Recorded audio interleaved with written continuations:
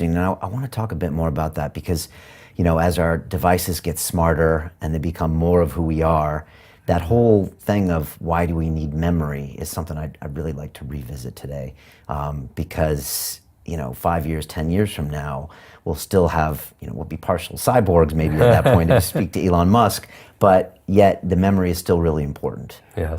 And I'd love to talk about that a little bit. I've done, and I'm looking forward to going deep in that. I do trainings for Google, and it's, they're organizing the world's information. And my mission really is helping people to remember the important parts of it, because memory is a force multiplier. It's one of those things, I challenge anyone to think of anything that they do or want to accomplish that doesn't require memory. Anything, whether it's kinesthetic body memory or remembering, like if we lost, look at the other end, if we forgot half of what we know or knew, half the words, half the people, half of our expertise, we wouldn't be very functional.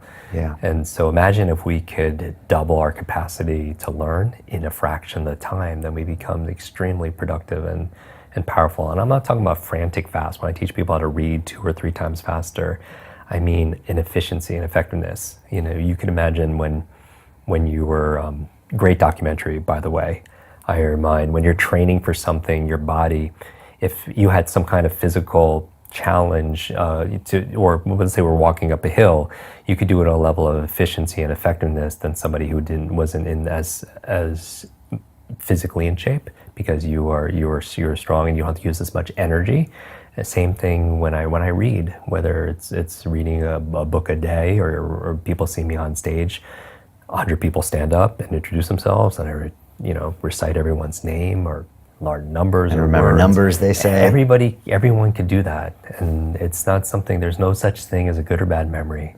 There's a trained memory and an untrained memory, and this works no matter your age, your background, your career, your education, your financial situation, your gender, your history, your IQ. None of that matters. What matters is, just like with anything, is focus and putting in the work.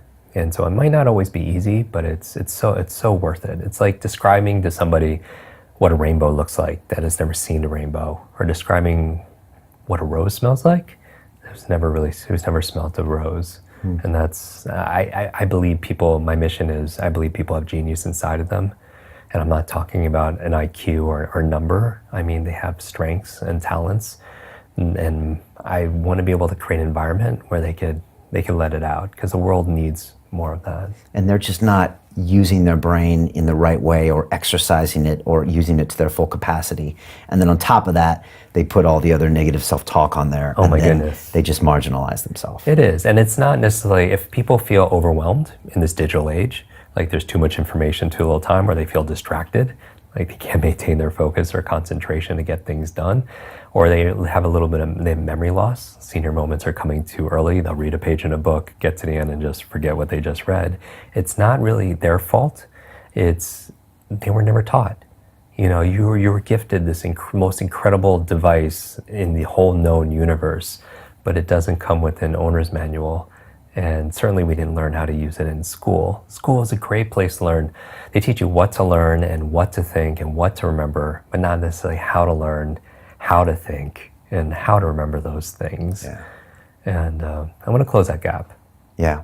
And one thing I'm realizing with London Real is that we learn by stories, just like Homer knew with Odysseus and the Iliad, and just like our hunter-gatherer ancestors probably knew, it was a story base. So, someone can read a book about memory, but when Jim KWIK comes on and tells them your story and these ideas and techniques, people might never forget it. And again, that's why the personality sometimes can bring lessons. And I think we're seeing this whole new way of people learning around the world with long-form content, whether it's podcasts or YouTube videos. And it's just amazing to see, people connect. I had Jordan Peterson in here, and the night before he came in, he was at the O2 Arena with 7,000 people in a concert venue that I had seen Beyonce perform at. And he was having a debate with Sam Harris about religion. And he said, Brian, we're learning that people aren't as stupid as we thought they were. What he's trying to say is that everybody wants a nuanced conversation and wants to learn things. Right. It's just we never gave them a really good way in the past. It was like, go to school and memorize this. But now you can give them these long form, nuanced stories and conversations, and people are kind of craving it. And so it's kind of an exciting time. And it's amazing how you're able to, with London Real, with your audience, with your academy, it's classrooms now, they don't have four walls. They're not limited. I mean, you have access to this amazing information, and to be able to eavesdrop and partake in and participate in a conversation in this arena. I mean, how often do people have genius and greatness whispered or shared with them? And I love this because these conversations are so important, because if I give you $1, you give me $1 a pound, we have the same amount. But if I share a new idea with you and you share a brand new idea with me, all of a sudden we have those two brand new ideas. And that's a good starting point for creating positive change. Yeah, it's like wealth creation, Right, something that wasn't there before. Yeah. And I think I was telling you, like 2 hours ago, I was walking down the street to go train at the gym, and two guys in a garbage truck shouted out and were like, "London Real, what's going on, Brian?" And I got them on video, and I'm like, "What are you watching?" And they're like, Sadhguru, this Indian mystic, Dan Payne, a high performance guy. They watched my Iron Man movie. So here are guys that are riding around in this truck all day, and they're learning, listening to these new ideas. Yeah. Probably watch you too, I'm sure they have.